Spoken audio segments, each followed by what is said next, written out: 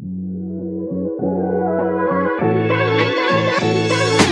my name is Marlisa Shaw. I am a G1 in the Vanderbilt MSTP program, so MD PhD program. I am interested in pursuing emergency medicine and neuroscience for my PhD portion. So we have a few questions today, and the first being like my education path. So I went to Penn State from 2016 to 2020, and I did 2 gap years at the NIH. Initially, I was like, oh, absolutely no gap years, but the time spent there was probably one of the best 2 years that I could have asked for. I learned a lot about maturity, about myself, about exactly what kind of research that I want to do, and it really did confirm the fact that I wanted to pursue my PhD as well as my MD. After that, obviously, I started med school for 2 years. Specifically, the Vanderbilt program is a 2-year MD part, and then 4 to 5 years, however long it takes for you to complete your PhD, and then you come back for the final year of your MD. The second question that we have today is, how did you find your way to biomedical research? So that was actually a very interesting pathway for me. I started out in the Millennium Scholars Program. It is a program that increases or looks to increase the diversity in the STEM field. And they're particularly passionate about not just diversity of ethnic or racial background, but like just life diversity and background diversity in that point of view. And one of the pillars of that is specifically your PhD aspect, so research. At the time, I had no idea that doing research was considered a job.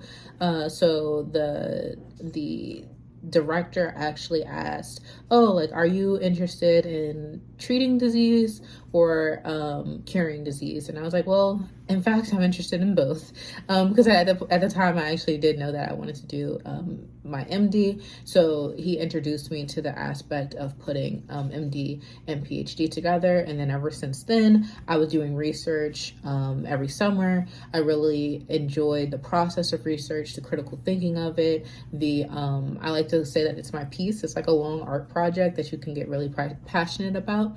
And I enjoyed that aspect of it. However, I still wanted to have the patient interaction that my MD would have allowed me to have. So that's how we got to MD PhD. The third question is, what made you pursue the path of becoming a physician scientist? It kind of goes right into my answer to my second question, but on one hand, the MD definitely provides me the very social aspect that I was looking for in my career of interacting with patients, making an impact on individual lives day to day. It also provides the very more instantaneous gratification that a PhD doesn't particularly provide.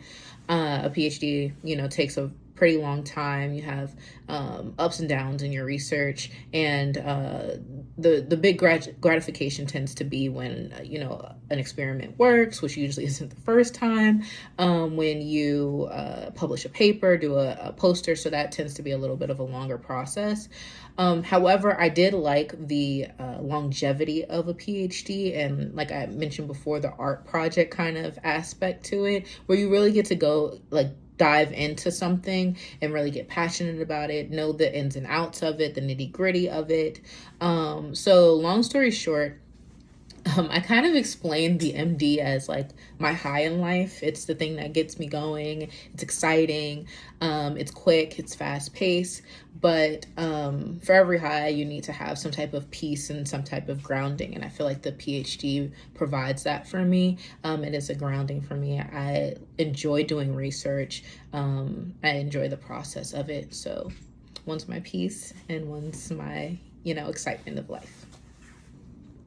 So the fourth question is, what are some tips that you would give for people who are seeking to apply to a medical scientist training program? The first thing I would say is to be sure that you know the difference between a medical scientist training program and an MD PhD program. So not every MD PhD program is a medical scientist program. Some of them are like considered just MD PhD programs. One is funded by the NIH and one isn't particularly funded by them.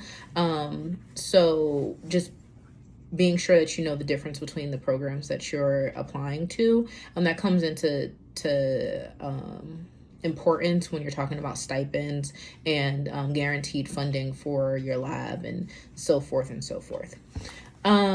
And then number two, I would say make sure that the environment of that program really aligns with who you are and your core values, how collaborative they are, how friendly they are, what does their personal life look like.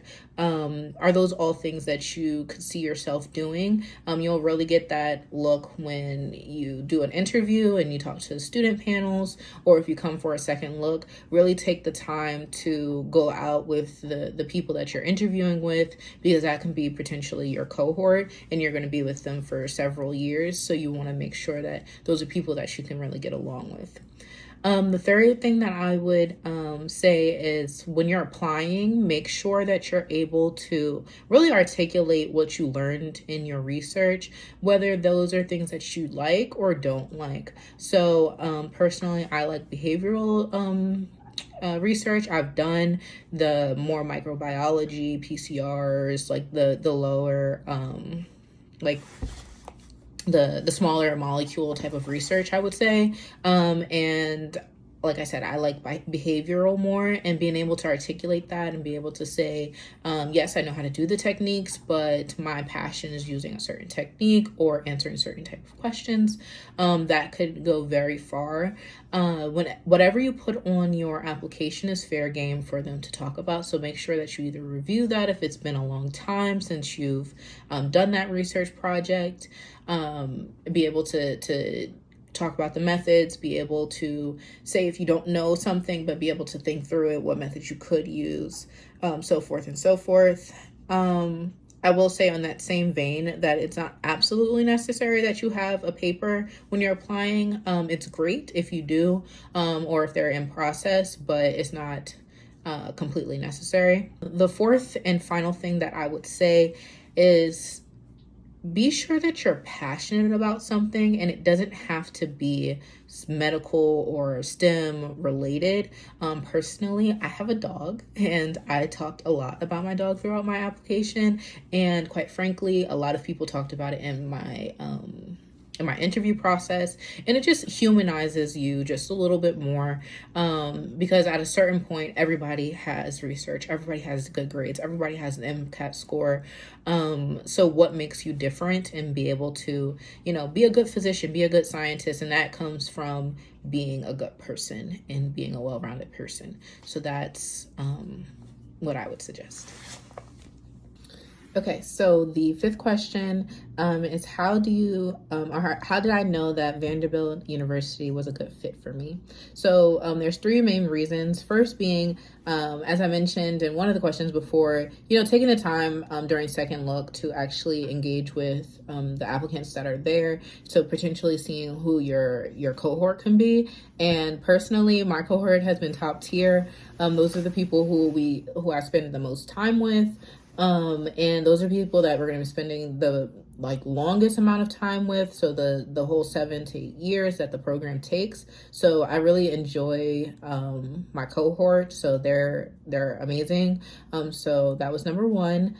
Number two, I really did appreciate the opportunities that the Vanderbilt program, allows for you to give back to either the cohorts coming after you, whether that's sharing resources or, helping out with the summer program, just being like a near peer mentor. There's so many opportunities for you to do that, and I really appreciate that as well.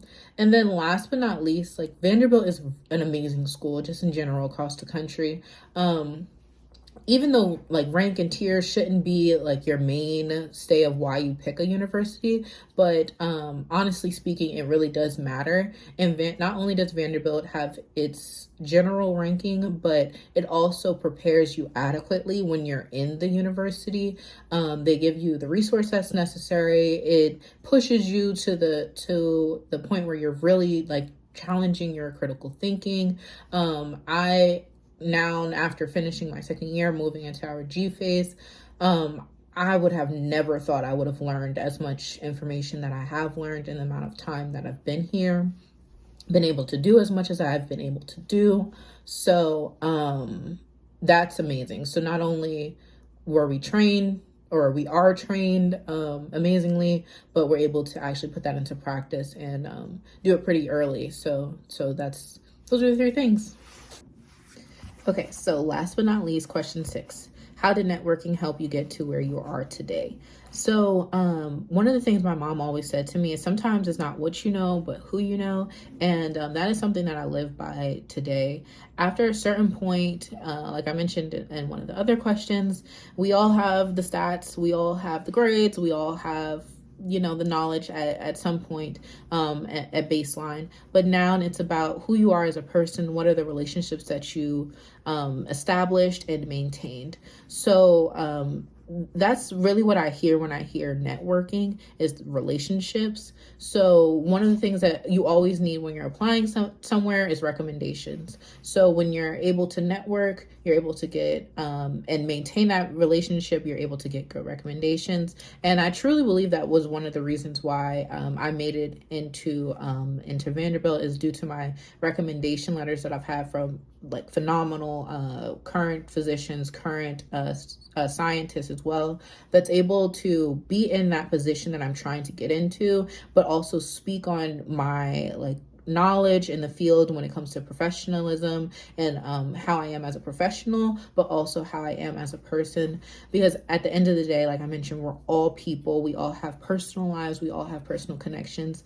And really that's sometimes the one thing that really stands out and that we want and we seek out is that personal yet professional relationship that we can build with people. So by taking networking and then moving that into a personal and professional relationship can really go a long way. And then maintaining that. So there's people that I met freshman year, that my like freshman year professor that we still keep in contact with every now and then. You reach out to them, give them updates, and who knows, you might get an email back and say, hey, like I have a student that's in a very similar position that you were in when you were going through this process. Can you talk to them? You have no idea what that person can become and how moving forward, maybe they can help you, or a position opportunity that comes up. And just because you kept that relationship with them, they're able to reach out, call on you, and who knows that the doors that may offer you. So you never know what comes from a relationship. You're not doing that for the opportunities, but there's also just benefit in just keeping in contact with people.